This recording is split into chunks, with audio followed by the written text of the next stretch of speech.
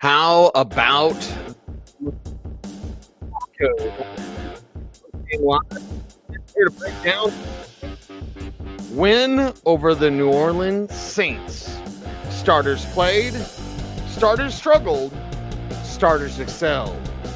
Backups played, backups struggled. Some backups excelled. The Broncos 53-man roster will be set by Tuesday, and we got some indication as to who's going to be on that based on the play, based on the injuries. We're going to get to all that and more. Don't know why I said we. I'm the only one here. But you're here with me, so we are together, right? Put your comments in the chat room. I'll get to them hopefully a little bit sooner than I usually do. And appreciate Broncos country for being here and joining the show. Broncos get it done. Bo Nix out there dealing. Him and Sutton getting together. And him and Sutton like kind of hashing some things out after some early drive struggles between the two, and then leading to that beautiful touchdown. Great throw from Bo. Great catch from Court. And the Broncos get it done at the highest level. And the final score 28-19. Although it's not really about the score, it's about the play of the players they're in on the field for the Denver Broncos. We'll talk about the starters.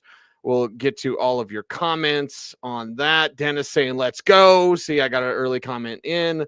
Richard says, let's Bo, which I like there as well. Bernard says, grade C for me. Disappointing last game in the preseason. Hope they get better for the Titans.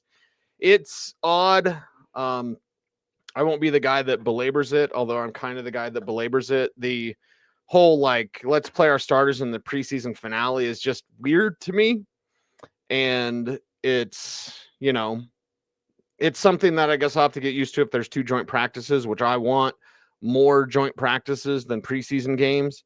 So, well, probably equal 2 preseason games, 2 joint practices. Sounds about right to me, which means there's going to be some changes in how they approach things and how the NFL approaches things and coaches approaches things. Sean Payton making this decision to play starters in the preseason finale. And it was, again, interesting, new to me, not what we're used to, but whatever. Bo Nix, 10 of 14, 110 yards, 1 touchdown, no INTs, no sacks taken by Bo Nix, although he was under pressure. And that pressure is a concern. I've already seen it in the chat room already, just glancing over there, that y'all are concerned about that interior offensive line, Ben Powers specifically, but that's something that as they implement more wide zone, we'll have to see how that goes. But overall, just a general feel of how Bo did is that Bo was kind of average to begin the game, got better as the game went on, and threw that touchdown to Court. It went back to Court, and he made things happen. So you love to see that. I take no issue there whatsoever. Didn't see Jaleel McLaughlin because he wasn't in New Orleans, and he's likely to make the 53-man roster. Could be wrong, but I feel very confident that he would. I know Mark Schlereth on Friday, something we talked about on Dover on Cecil. Oh, that's a different show. Dover and Cecil is that, hey, Stink brought up, could they possibly trade Jaleel McLaughlin, which was interesting. Cynthia Froyland said some interesting things. I'm not sure if she should, because she's, you know, next to a team, close to a team, and then saying like, hey, some team contacted her about next gen stats for a running back the Broncos have, an NFC team, but she wouldn't say which one this other team wanted. I'm like, oh, well, that's interesting. One, it's probably, I would guess, like a Blake Watson, maybe a Jaleel McLaughlin. Now Blake Watson is banged up. But 2, I was like, should you really say that on the broadcast? It's probably something you keep to yourself. You know, if another team is talking to you about a specific player that's still on the Broncos roster, I thought it was odd. She also said essentially the Raiders are going to do the tush push. She didn't say the Raiders, but she was like, there's a team in your division with a really good young tight end. And I'm like, well, that takes KC out of it because Kelsey's 100 years old, and takes the Chargers out of it. Oh, that means it's the Raiders because the Broncos don't have a really good young tight end, depending on what you think of Lucas Kroll. And The Kroll stuff to me is just so old and tired, but whatever. People love it, and yeah, whatever. And he's likely to make the team now, coming through with several plays out there for Sam Ehlinger, not Jared Stidham, and Stidham's fine as the number 2. Sam Ehlinger's shown something, but 3 quarterbacks is a luxury with this roster I do not think the Broncos have. I do not think. Now, could be wrong, and Sam Ehlinger turns into the greatest quarterback ever, or whatever. And I've seen it in the chat room. Guys are praising, and ladies praising Sam Ehlinger, which is fine. I mean, that's fine. I just don't see enough to dictate that you would keep a third quarterback when you've got to keep 6 receivers, 6 or 7 defensive linemen. Like, you have so many tough choices. Cutting Sam Ehlinger and maybe throw him on the practice squad, maybe. But again, I got 3 receivers on the practice squad. Courtney Jackson can't leave this team. You can't lose Courtney Jackson, like, at all. And there's a possibility you might, because I don't think he makes the 53. I also don't think A.T. Perry makes the 53. But some interesting choices. Joaquin Davis, like, he probably doesn't make the 53, but he's on the practice squad, in my opinion. Kyrese Rowan, we can talk about him coming through, making some plays, getting rocked. So much so that one of his teammates, I didn't really remember which teammate it was, when he got rocked, he came over to the sidelines. His teammate was like this, because he probably had snot coming out of his nose. And any of us out there, raise your hand, slobber knocker. If you've ever gotten hit so hard that snot comes out of your face, and maybe other stuff comes out at different parts, like, yeah, that was a big hit. Rowan took a big hit, probably had some boogers coming out because he quickly, like, wiped his nose. So big hit, held on to the ball. Rowan's a player you want to try to keep on the practice squad. Well, so lots of decisions, lots of tough decisions.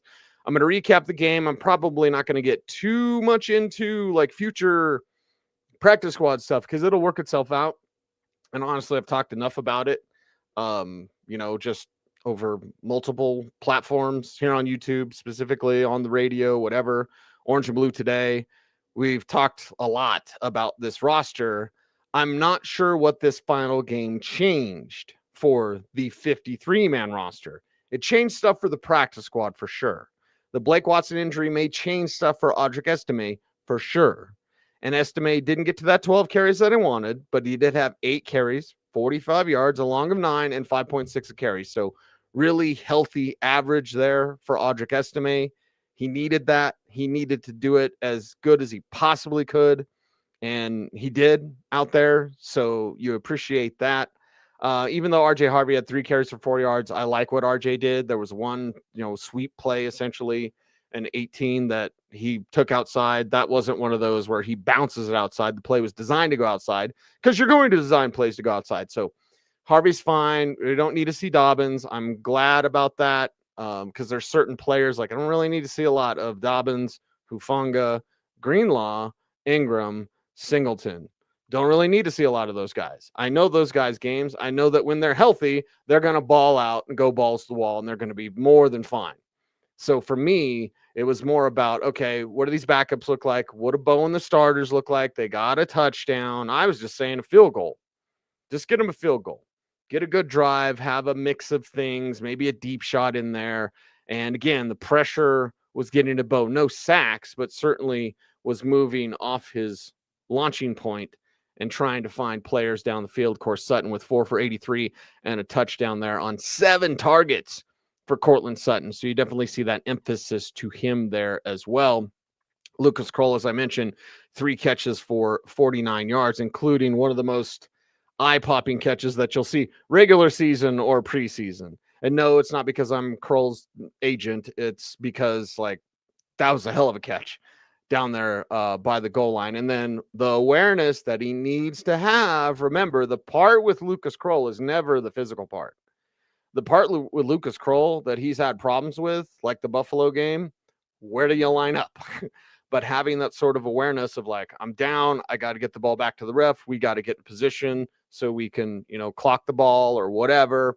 So it's that sort of, down and distance, situational awareness, field awareness, all these sorts of things. And that's the mental side. He needs to show well as a blocker. And he was 50-50 as a blocker, maybe 70-30 positive and 30 negative as a blocker. I know that's not the sexy thing that everybody's watching for, but it's what I'm watching for because I don't need to see Lucas Kroll make those big catches. They're fun to watch, but I already know he can make those catches. Everybody should know he can make those catches. Amazing catches from Lucas Kroll. Needs to be a better blocker, needs to have the mental side really sharp, and he was definitely sharp today on in that department, likely to make the 53-man roster. So lots of decisions coming up. What did this game do for the starters? To give you a little confidence. And like I said, Sutton and Bo missed on an end zone shot. Didn't argue about it. It's all love, baby. It's all love. Unless it's Russell Wilson and Dalton Reisner, allegedly. It's all love. So when you see sideline exchanges like, how do you want the ball? Where do I want it over here? What are we doing? Like those type of things, that's just a team coming together trying to make a play. And then you saw Sutton and Bo come back to make that play. That's why, as my wonderful shirt says, thank you, Dave, at Roxborough Liquors. But you got to believe, everybody. And this game, it's preposterous. Anybody suggested anything about Stidham? It's preposterous. Even the Ellinger stuff. Like, Ellinger's not better than Stidham. Stop. Let's just stop. There's a little something there with Ellinger, but he's also had time in this league. He's got film in the regular season, and it's not great, Bob. Maybe Sean Payton's the quarterback whisperer. I ain't here to whisper at quarterbacks. I'm here to win the God-blessed Super Bowl. I have to stop myself from cussing because no one has a dump button here, and I don't want to get in trouble. But, like, yeah, I mean, the Ellinger stuff is, like, whatever. Nice, cute. I don't care. Like, it's just win a damn Super Bowl. Worrying about developing Sam Ellinger is not going to win you a Super Bowl. Like, get the best from Bo. Make sure you have Jarrett Stidham at the ready, because that's what needs to happen for this team. And Stidham's the guy. It's not Ellinger. You're not, if you needed a backup quarterback for, let's say, 5 games, I believe Jarrett Stidham could get you about 3-2. And I believe Sam Ellinger, you would be 0-5. And that's not, I'm not saying anything out of turn there. You know what I mean? I believe that's the case, and the difference between those two backup quarterbacks. So is there any backup quarterback controversy? God, no. God, for the love of God, please, no. No. So let's talk about the players that are going to make this team. Let's talk about what we saw from the starters, which I think was plenty good enough. I just wanted a field goal. I wanted everyone to stay healthy. Blake Watson did not stay healthy, and that's been a problem for him. I'll get more into that as the show goes on there as well. So Sutton, Kroll's going to be here. Pat Bryant with somewhat of a disappointing day. And please, for the love of God, don't at me, bro, about Devon Vele would have made those catches. All right. Devon Vele isn't here. And even though many people wanted him to stay, and by many, I mean Zach, he's not here. So I don't want to hear the Zach by, hey, Devon Vele. Like, okay, he's not here, man. He's not here. It's okay. It's okay, everybody. And Devon Vele is the, kind of one that got away. I don't think so. I think Pat Bryant's better. Pat Bryant didn't have a good game. And, you could blame the quarterback situation. You could blame a lot of things. I do like the way he understands leverage as a route runner, which is better than Devon Vele. But we didn't need a game for Bryant to look like he did in the last game to justify the Vele trade. And I hope nobody's doing this. And I'm kidding with my man Zach, because I certainly hope he's not taken to Twitter to be like, well, this is why Vele should have stayed. It's enough. And I don't think he is. I hope he's not. But I definitely push back if anybody is saying anything like that. Anybody suggesting like, well, Devon Vele would have made those catches, because it wasn't a good day for Pat Bryant. And he's a rookie. I'm giving Pat Bryant 3 years, but you love the upside. And as I said on Dover and Cecil, make sure to get the name of my own show correctly. Dover and Cecil, Pat Bryant wasn't drafted to be a number 2. He was drafted to potentially be a number 1. And it's not going to happen for a while because Cortland Sutton's here, and I hope Sutton plays forever. But when he doesn't play forever, Pat Bryant is the level of player that can be a number one receiver. I'm not going to say Troy Franklin can't. Marvin Mims isn't really the type to be a number one. He's the type to be like a Brandon Cooks number two, really good number three, or a good number two. That's what Marvin Mims is as a receiver and then an all-pro return man. I believe that Pat Bryant has the skill set to be a number one receiver in this league. And somebody on YouTube the other day was like, you think a third rounder is drafted? Yeah. Michael Thomas, Marcus Colston, who was a seventh rounder, by the way. Like, we need to get past the whole like the draft the third round number one receiver. Yes, it happens a lot in this league. So let's calm down on the hot takes about Pat Bryant being a third rounder. Pat Bryant is incredibly talented. Let's calm down on the hot takes, if there are any, about Devon Vele should have stayed because Pat Bryant had a bad game. It's the flip in preseason. It's the preseason finale. It's a beautiful Saturday. It's a little bit cooler here in Roxborough, which is always good. And we might get a little rain, which is good. But like on a Saturday, I just have no tolerance for the nonsense that is out there, if there is any, about Devon Vele or Pat Bryant or whatever. Like, Bryant's damn good. Bryant's going to be damn good. And didn't have a good game today. And that's not saying anything bad about Pat Bryant. That's telling it like it is, right? I feel often with the likes of like an A.T. Perry. A.T. Perry didn't do anything. But he's also a guy that's been getting first-team reps and did a lot in practice this week that I can't tell you about, but just know he did a lot in practice. But if you're not doing it in games, it doesn't matter. If you're out there and Ellinger was upset after that throw to AT that didn't hit home. It's like Perry could have done a little more to get it, and they didn't replay it. So I'll have to watch the coach's tape and see how that looks. Although, at the end of the day, is Perry making this team? No. Is he making the practice squad? Maybe. He's a Sean Payton guy. He's big and fast and physical. So, perhaps that keeps him on the team. But we just have to know this wide receiver group is very talented.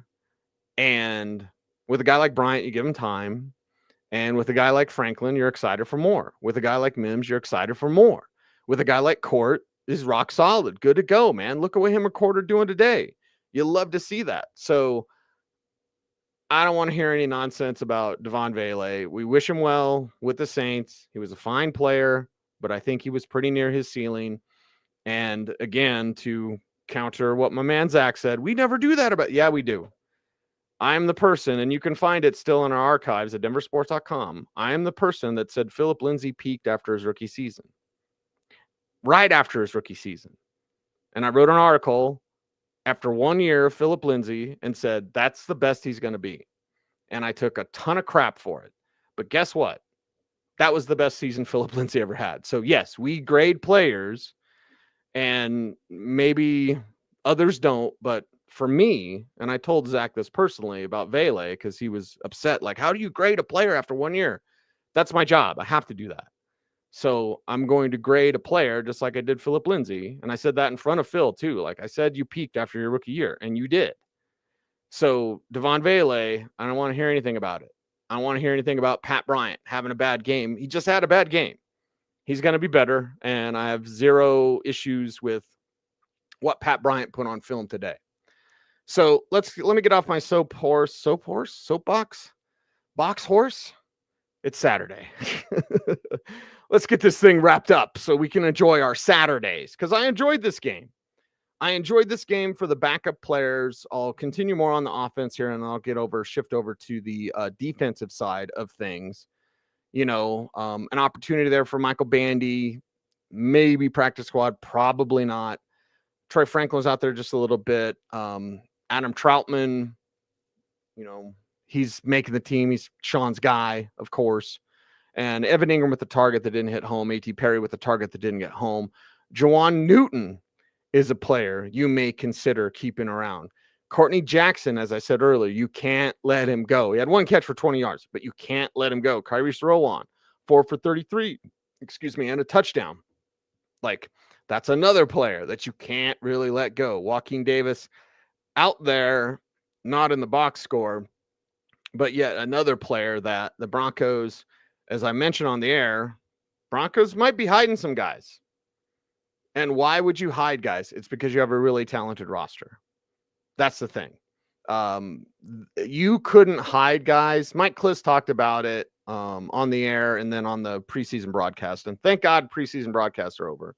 And that's all I'll say about that. And I'm talking league-wide, not about Steve and Ryan, but preseason broadcasts are usually terrible. You just should expect them to be terrible. But Mike did say when he made his 53 for the Broncos, it was really tough. Not like last year. Last year was not tough. Why? They didn't have the talent. I mean, look at the running back room. We're talking about, like, did Estime actually make it with this last game? And I'm talking practice squad. He's not making the active roster. But, like, did he make it on the practice squad in this last game? When last year, and they did say this on the broadcast, I think Ryan brought it up, of like, hey, they got this guy, Audric Estime. And then now it's like, yeah, he's old news. I don't know if he made the practice squad. And he had a good game. But he had a good game in the preseason finale where he had to, and he showed up. Like, Audric Estime is an NFL level talent. He's just not a great NFL level talent. He could be good. He could bring some power, running with authority, being decisive. If he's preparing and being mature, then yeah, that's a guy you may want to keep around, especially since the Broncos don't have a power back on their roster. Somebody on Twitter asked me about RJ Harvey. Does he have power? And I said, well, he has low center of gravity. He definitely has those quads. So while he's not a pile pusher, he's certainly a player that does have a level of power to his game. But with RJ Harvey, because of his quickness and his speed and his ability to make defenders miss in space, that's what gets highlighted to his game. It's just his lower center of gravity. He doesn't mind, and now is definitely being coached to really plunge it up inside. And he's got the leg strength to keep his feet and not go down on a shoulder or a swipe or an arm tackle, or someone just like brushes against your thigh, touching my leg. Like, that was where RJ Harvey can excel. So while not true power, I think Estime is a power back. He's only a power back. Don't really want him catching passes out of the backfield. But did Estime do enough with the Watson injury? Is it now enough for him to land on the practice squad? Maybe. He has NFL talent. He has power, and he did enough in this game to perhaps make the practice squad, but not much there. If you're going to the reserves and Audric Estime is your reserve, you probably shouldn't expect much from him. And again, I know we're judging players. Yeah, we judge players. It's fine, everybody. I think Estime, might be a nice practice squad guy. Looking at your opposing squad, who's playing scout team, that type of stuff. He could be out there. Tyler Bidet with 4 for 31, 7.8 a carry, looking good in pass protection. By the way, that was 4 for 31 as a receiver. Bidet was 4 for 14 as a rusher. So Bidet doing it all like Tyler Bidet does. So your backs are J.K. Dobbins, starter, RJ Harvey, co-starter, probably takes over week 6. And then Tyler Bidet. With Jaleel McLaughlin as his own scat back, it's a separate category unless... See, Mark Schlereth doesn't say Jaleel McLaughlin could be traded unless Mark Schlereth either knows something or believes strongly in that. Now, he could stay and the deal falls apart if there's any sort of deal. But Stink said it, and my alarm bells went off because I had not heard. Stink has a zillion more connections than I do, but I had not heard about any other team having interest in Jaleel McLaughlin. Obviously, since Anthony Freeland is cryptically saying stuff on air about some NFC team. Well, by the way, NFC team needing next-gen stats, just look them up. Why do you need Cynthia? Cynthia is great with stats, but you don't need Cynthia to go to next-gen stats and just look them up. Pick them up. So I thought it was odd that she said that, and just kind of interesting. There's an NFC team lurking over the Broncos running backs. Okay. Maybe it's Jaleel McLaughlin, maybe not, but I've got McLaughlin making this team. Estime perhaps making the practice squad. Maybe. And then Blake Watson getting, shut down or cut or something like that. Another injury for Blake Watson. It's It's not what you want for a very talented player. I've called him the best receiving back on this team because he's a converted receiver and he's a hell of a receiver. You saw that play where he spun on the sideline and picked up extra yardage and then got out of bounds, top of my head. So, like, Blake Watson is really good and he's always hurt. So with players like that, I mean, I've been a Blake Watson fan from day one, and not just from the Shrine game, but from him on film at Memphis. You want a Memphis back. There's one thing in this league. You want a Memphis back. What do you got? Kenneth Gainwell and Patrick Taylor and Tony Pollard. You know, Antonio Gibson was kicking around. Like, you want a Memphis back. They can do a lot of things. But with Blake Watson, if he can't stay healthy, it doesn't matter. Like, none of this matters. Blake Watson, he's amazing. Yeah, he is. If he can't stay healthy, it doesn't matter at all whatsoever. Availability is a skill, and it's a skill that seemingly Blake Watson does not have at this level because there's always something. Whether it's a little injury, major injury, minor injury, whatever. He's banged up again, and that's just, I'll go public enemy on you. Like, can't trust it. If a guy's always hurt, yeah, he's really good. He's hurt all the time. Well, I can't trust that.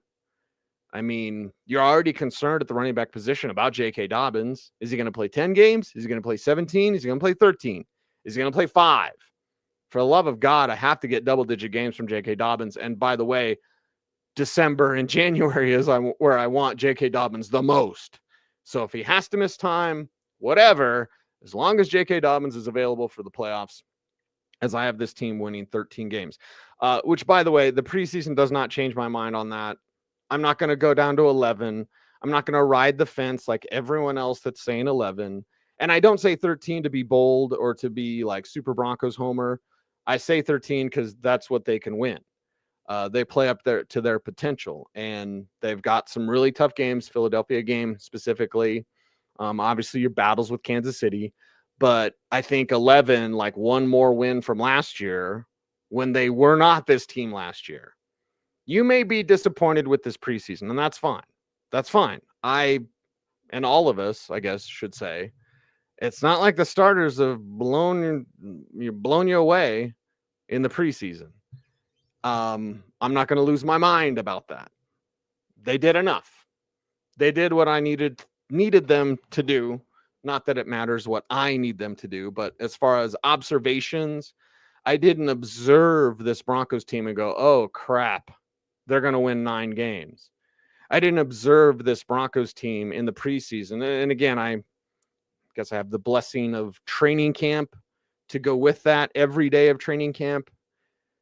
So if I aggregate everything together that I've seen from this team in the offseason, and we'll start with training camp specifically, but training camp and preseason and joint practices, I don't come off the number. Not because I'm stubborn, not because I have to be right. Not that I don't care about that. I just don't want to, talk out of my ass and just be like, whatever, a million games. But I strongly believe that this coach team with that quarterback in Bo Nix, with those weapons around him, can be much better than the team they were last year. And last year with Bo, with one weapon and no ground game and a defense that couldn't stop the run when Riley Moss got hurt, they still won 10 games. So how about they stay healthy for the most part? You're going to battle some injuries during the year. You always do. And go win 13 games. Go win the division. Ryan did say that today on the broadcast, and I appreciated that. Like, just go win the division. The Chiefs' time, I'll quote Martin Lawrence, somebody else got your time. Like, it's about time. The Chiefs' time is up. It's the Broncos' time. It's time for the Broncos to win the AFC West, to get back out there and to make it happen. Now, so we've gone through the backs essentially, and we'll see what they do there. Marvin Mims on another gadget play. Don't really need to see that, but whatever. Sean Payton was calling the plays. That was at least good. Talk to you about Sutton, some of the receivers. Again, don't at me, bro, about the Devon Bailey thing. Lucas Kroll and the tight ends. We know it's Evan Ingram. We know it's Adam Troutman. We know it's Nate Atkins. It's probably Lucas Kroll as the 4th. And then you have Caden Prescorn as a developmental player. Perhaps they keep him on the practice squad. That's a question. They most likely will keep Caleb Lohner on the practice squad. And I still am not a fan of the Lohner pick because he's so raw.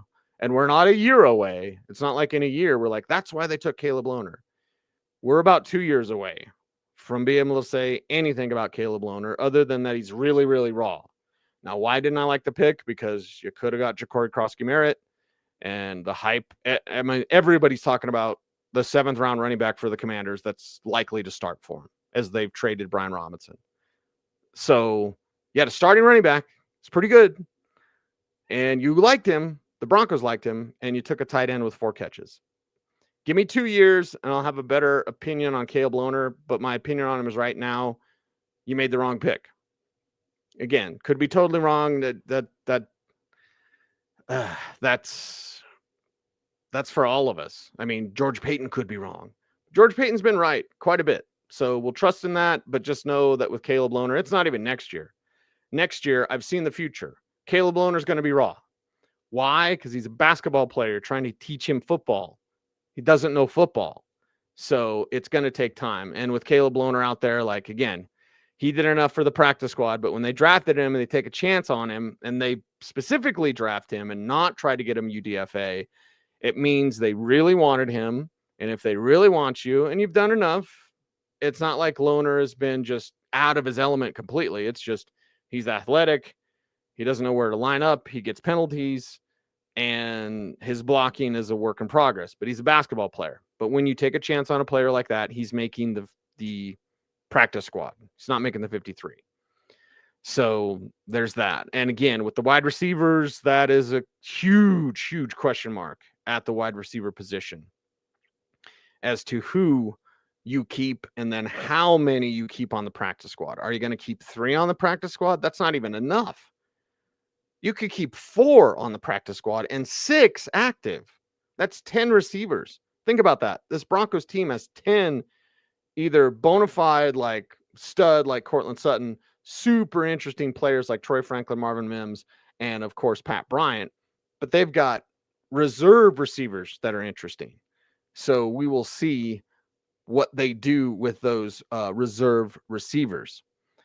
Michael says it here. Not everyone can be Antonio Gates. So there you go. That's right. Most basketball players, for every Antonio Gates, you have 24. And well, people don't really take much of a chance on him with either limited or no college football experience. But most are Eric Swope. And everyone will go, just look up Google. It's SWOOPE, I believe, Eric Swope. The Broncos had interest in him. He's a Miami tight end, never played football in college. And then the Colts had him for like 4 years, and he never did anything. So most of those guys never do anything. Great story, great chance, roll of the dice. But again, when you have a starting running back right there, that's an error. That's a mistake. And yeah, you were eventually going to get J.K. Dobbins, but maybe if you had drafted Ja'Cory Krosky-Merritt, you didn't need to. Won't get into the what ifs. Again, George Paton's forgotten more about football or whatever. Like, I just think that's a player that in Caleb Lohner that makes the practice squad, and that is it. Now, defensively for this team, let's go through this. Q Robinson. And with Q Robinson getting that strip and, rushing the passer, it was great to see, but it also is nothing that we haven't seen before. So, and I know somebody on Twitter mentioned me and they're like, Q Robinson, look at him go. I'm like, yes, that was a great play, but he's done that before. And in the preseason, just like the last game, I needed to see Q Robinson have secondary moves that he could go to quickly. Now, he's not going to be able to do that till next year. So it would be unfair of me to be like, I needed to see it. I will need to see it eventually. The Broncos will need to see it eventually. But with Q Robinson, that freakish athletic ability, knocking down passes, stripping guys, like, he's done that. He will continue to do that. But to be a great pro and more than a rotational pass rusher and a special teamer, which is what he is right now, he's going to need multiple moves. He's going to need to chase plays that go away from him. And I'll go back and watch the coach's tape to see how he was chasing plays. But look at what Jonah Ellis does. Look at what Dondrea Tillman do. They both chase plays when they go away from him. By the way, the Saints, there's stuff to pick up from the preseason. The Saints were picking on Dondrea Tillman. They were going at him because he was not respecting the run enough. I believe with a film study, and I'm a big Tillman guy, I believe that he can clean up that part of his game. It was just kind of I'm not going to say a bad game for him, but you saw a lack of discipline that you need on the edge. You saw that today from Dondrea Tillman at times because there was an RPO play where he totally went to Devin Neal instead of sticking with, was it Rattler or Shuck at the time? Can't remember. But so you saw that. And then the next series, I think they went right back to it with a different play, but again, in using a play fake because Tillman is so focused on that quarterback that he loses focus of any sort of play fake and a quarterback run, something like that. So Tillman, again, like him, want him here, all those sorts of things. But when you watch the film, coaches are going to have some things to clean up with Dondrea Tillman. Jonah Ellis, not as much. Ellis is a better player at this point in his career. Ellis has amazing upside. Ellis could be your main pass rusher, but he's going to be your third pass rusher because Jonathan Cooper getting that sack, I thought he could have ragdolled Spencer Rattler. So I'm not saying Coop called off the dogs necessarily because he did kind of slam Rattler down. And boy, those Spencer Rattler pre-draft fans are awful quiet now. Anyway, Coop could have walloped Rattler. He could have sent Rattler into next year. And he just kind of he did throw him down, but I thought because Cooper is ferocious. He's a ferocious player.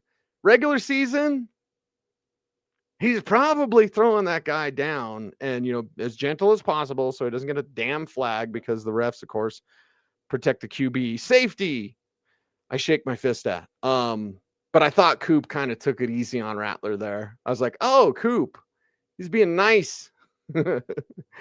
So there you go. But always fun to see Coop out there making plays. Didn't need to see Nick Bonito today. You got a procedure on your foot for some bone spurs. Don't want to see that. Don't need to see that. And Relaxor 1016 says Coop was very nice to Spencer. I thought so as well. I thought so. That's for sure. Cooper and Spencer Rattler, LOL. Yeah. I get that.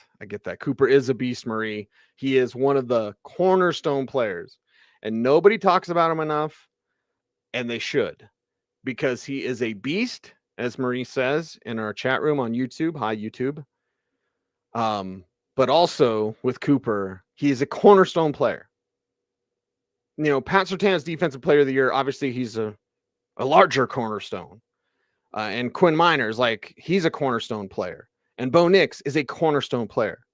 But I'm here to tell you, Zach Allen, cornerstone player. Jonathan Cooper is too. Coop is very, very important what he does.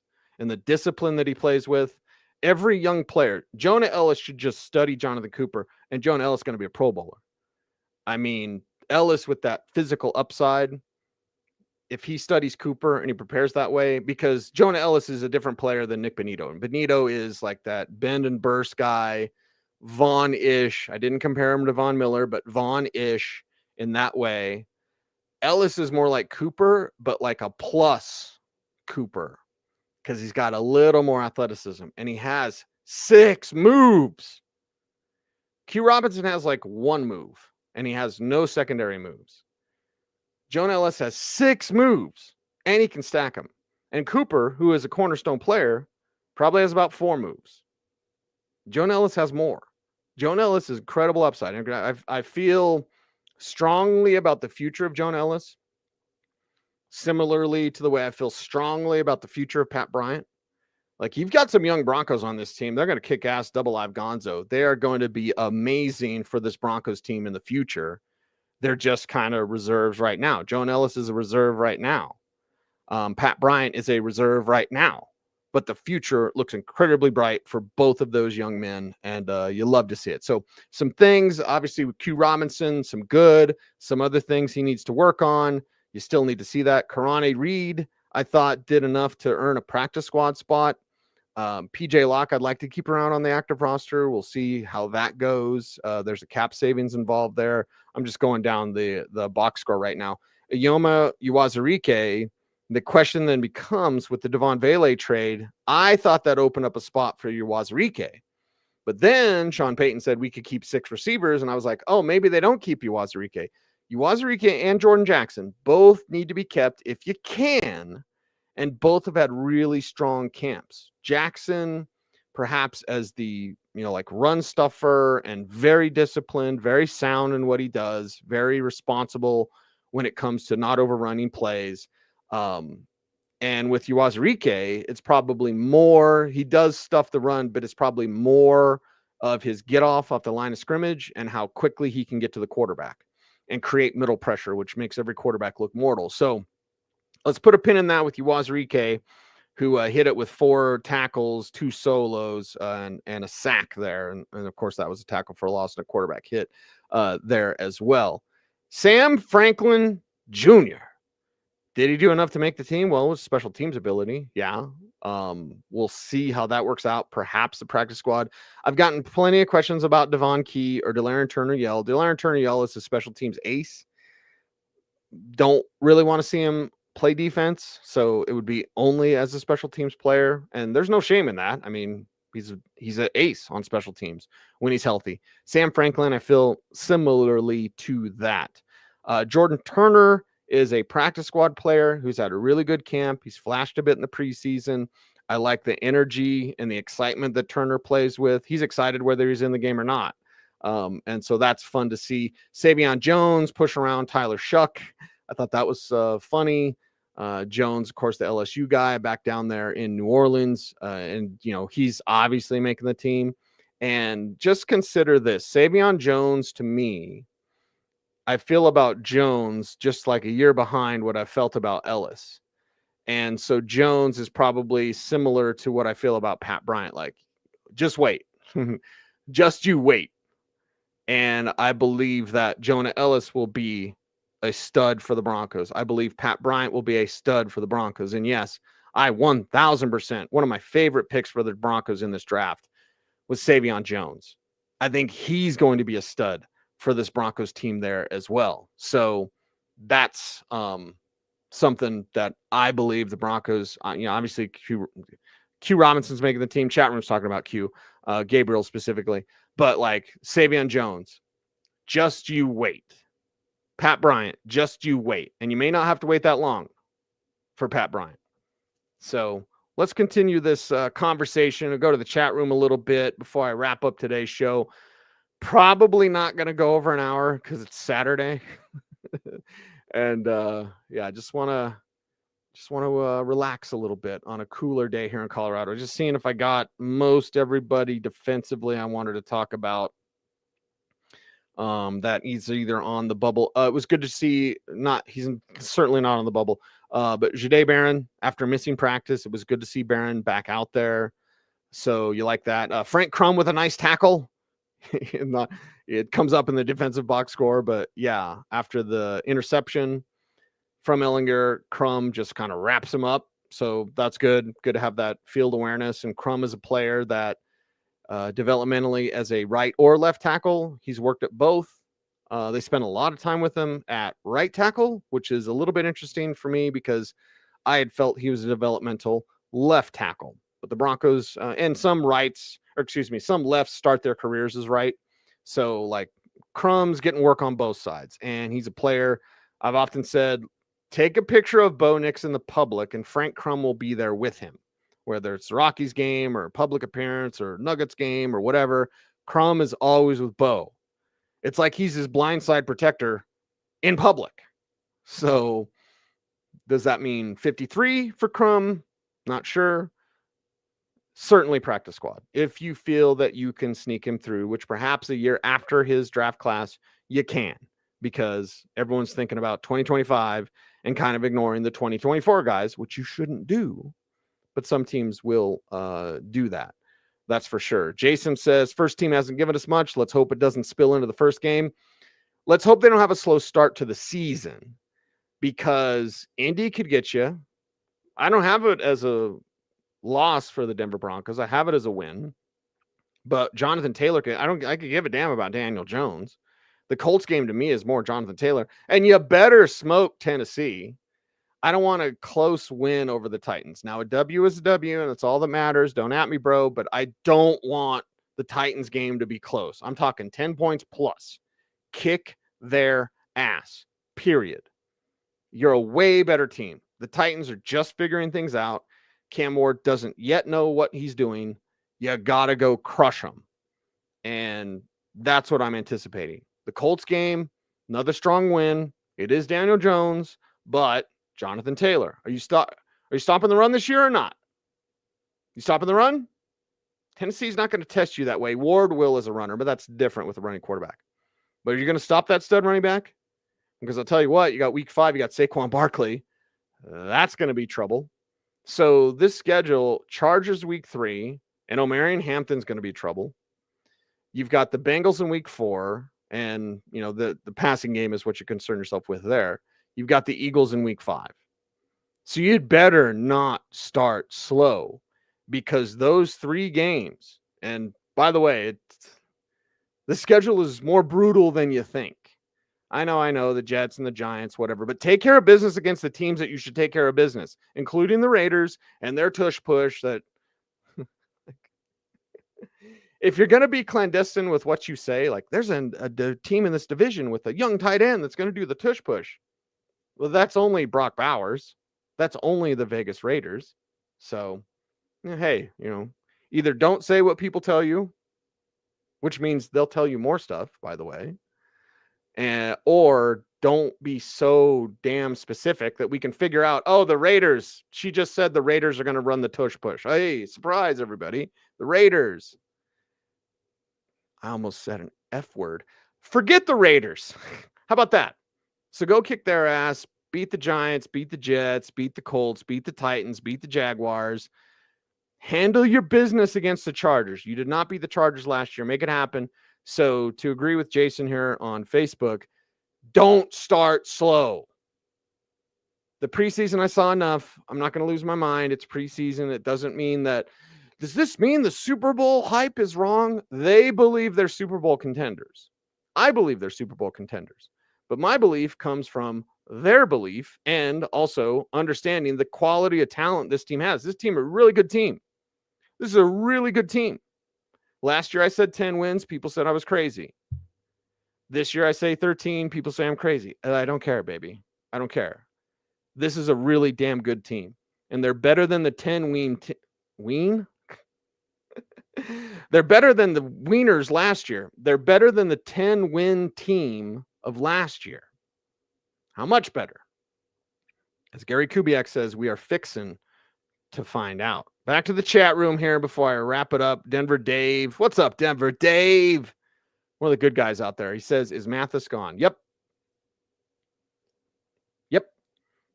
And that's probably not even on the practice squad. Just a guess. Bronco Burger. You're making me hungry. By the way, it is almost time to eat. I eat on time. I eat on schedule. So I get a little hangry if I don't eat on time. I eat at 9, noon, 3, and 6. I stop eating at 6. Anyway, there you go. Touchdown Bo Nix says he gone. Keedron Smith too. Yep. I'd agree with that. That's for sure. Hopefully, maybe get a 7th for Mathis. Now, corner is something that teams covet in trades. So if you look overall and you say, okay, could you get something for Mathis? Yeah, you could. Not much, but you could. Vegas Larry, one of the good guys, he says, thought Bailey looked good. I thought Bailey did as well. So Lavelle Bailey, one of those decisions, probably practice squad, but you just go, okay, I want to see more. And I think if you're a player like a Lavelle Bailey, like a Blake Watson or Audric Estime or anybody, I just want to see more. You should leave the preseason going like, that was really good. What else you got? It's like you're pitching a movie. Like, that's a really good idea. What else you got? Okay, Lavelle Bailey, really good preseason. What else you got? Well, I want to find out. I want to see what else he's got. So there you go. Rowan to the PS, not the 53. I would agree with that. Rowan, definitely nice Z's talking about him as well. It's just stud player. Saw him drop 1 pass in practice. Now, I didn't see every ball that was thrown his way in training camp, But just know if they threw it up for 39, got to give him a different number. But if they threw it up for 39, he was getting it. He came down with everything. Everything. Tough catches, wide open catches, sideline catches, deep catches, like everything. So, yeah, Rowan, a practice squad player, that is for sure. Donald said, hadn't heard about him anything until tonight. We had talked about him on Orange Blue today, and obviously on Dover and Cecil. Can't believe I said Dover on Cecil, but yes, Dover and Cecil. Coach won't allow a slow start. I God blessed hope not. I hope not. This team can't afford that. Because this schedule will just crush you if you start slow or you let one get. Oh, I can't believe the Jets beat us. That's gonna suck. You're not gonna get too many of those opportunities to play those slappies like the Jets. So win. Sound like Edna from The Incredibles. Go fight, win. Anyway, forget the Las Vegas traders. Lost Vegas traders. Yeah. As someone who's been to Vegas like 40, 50 times, I don't really want to go now. And I blame the Raiders. It's also nothing like going to Vegas used to be like cheap and fun. And now it's like everything's expensive and it's hot and it's muggy. And like, yeah, Vegas is not what it used to be. Although there are wonderful places to go, like Bouchon Bistro. Shout out to my buddy, Chef Peter, who is a big Broncos fan. So, XLNX says, let's go Denver Broncos. Great show. Thank you very much. Appreciate that. And Michael, yeah, it's hard to find good tape. You'd have to go back to his rookie season before he lost his confidence. And that's been a while ago. A pounded dew that will hold you over. Delicious. That is right.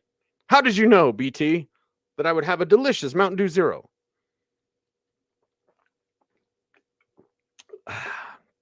All right. Beavis with a really good question. At what point do you stop bringing players like Watson back to the PS and call a spade a spade? About now. Running back is brutal. If you're a running back, you basically can't get hurt. You can't drop the ball. You can't fumble. You can't do anything wrong because they'll just get him out of here. Get him out of here. Like, and I love Blake Watson, but if you can't stay healthy, that's what you become known as. And I'm not saying it's fair because it's not fair, but that's what happened. A running back. My God, you can go to the street right now and get running backs. Like, if you're a running back and you're not staying healthy, they're not going to keep you. So, Davis is my sleeper to make the team or maybe even pre-scorn. I think Jimin means pre-scorn. Were they hiding Joaquin Davis? Jimin, you're always in the chat room. Let me know. Were they hiding Joaquin? Because they were hiding guys, for sure. For sure. They were hiding guys. What's up with the all whites and the preseason uniforms? Cornbread. Yeah, I'm not the uniform guy. Ask Mace. Mace is the uniform guy for sure. I want to watch football. And yeah, some uniforms look better than others. So Sean also cut his sleeves. Don't do that, Sean. Riley Moss still looking rusty. There have been some plays. I will speak from practice that there were guys making plays against Riley Moss that you wouldn't think would be making plays against Riley Moss. So, want to clean that up. If you can. Chris B says, I dislike their uniforms. I'm going to get over it. Yeah, and they'll probably go back to the throwbacks at some point. New stadium, throwback, new stadium, wherever it's going to be. And boy, we can't talk about that. You want to get the Broncos mad at you? Start talking about their stadium. Shh. There are secrets. Anyway, just going through the chat room to round out anything.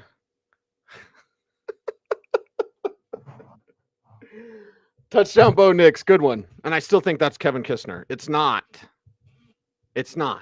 But we make fun because we love Touchdown Bo Nix on Dover and Cecil and Orange Blue today. And, of course, here on this show as well.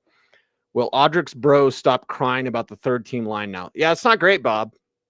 I would recommend to all NFL players, to Audrick and his brother, stop complaining online. That's just it.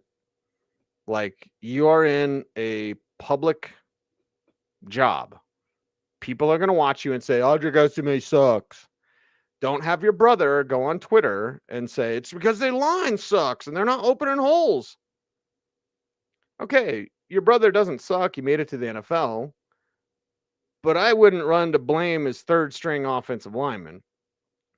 That's just me. So again, hopefully no players or their families take to Twitter to complain about what the media is saying. Michael with pulling at my heartstrings. My boy Devin Neal out there playing today. Yeah, that's right, Devin Neal, Kansas running back. 5 carries, 20 yards. You know, to quote the movie Babe, that'll do, pig. Not that my man Devin Neal is a pig, not by any means whatsoever. But if you look at Kendre Miller's the backup to Kamara, and Devin Neal's the backup there. Clyde Edwards-Helaire, that was a first rounder. Recommendation of Pat Mahomes, by the way. Don't have Mahomes be your scout, because I think he also wanted Sky Moore. Clyde Edwards-Helaire, probably not going to make the team. Cam Akers, probably not going to make the team. Devin Neal's been a little bit banged up this training camp, but he certainly showed enough. You know, that healthy 4 yards carry today, 5 for 20, that looks it looks good enough. Stoney says, so glad we got Harvey because Devin Neal looked mid at best. Neal's game is different than Harvey. Harvey is more, I compared him to Keaton Mitchell. I know Sean Payton's comparing him to Darren Sproles. Whereas Devin Neal, his comparison was Joe Mixon. I talked to him at the Senior Bowl, and I was like, where's your pro comparison? He said, Joe Mixon. So I think to say Devin Neal looked mid at best, I thought Devin Neal looked good. Of course, I'm a Devin Neal guy. He was my guy. And of course, I had a mid-round grade on him. Then wasn't saying Devin Neal in the first, for the love of God. I had one first-round back this year, and that was Ashton Ginty. It was not Omarion Hampton, and Hampton's going to be special. And it was not Travion Henderson, and Henderson's going to be special. Neal's a different type of back, though. So I'm glad that you're glad that the Broncos got Harvey. But it's like comparing a sports car to an SUV. What's your preference? What do you need? It would have been nice if the Broncos got 2 backs. The second back they should have taken was either Taj Brooks, 6th-rounder for the Bengals, who's making plays, the backup behind Chase Brown now, or Ja'Cory Cross-Garrett, the 7th-rounder, who's starting for the Commanders.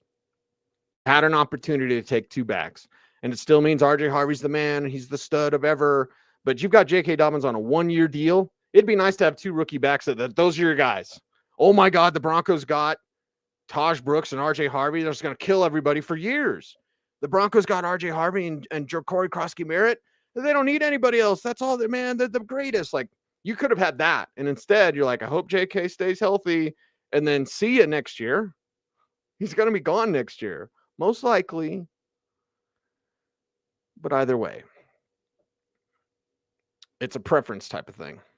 Rowan has a lot of juice. That is for sure. Hey, Cease. Do you have a fat head on your wall like the shirt you're wearing of Sean Payton? That's the shirt, the Bo Leave. My buddy Dave,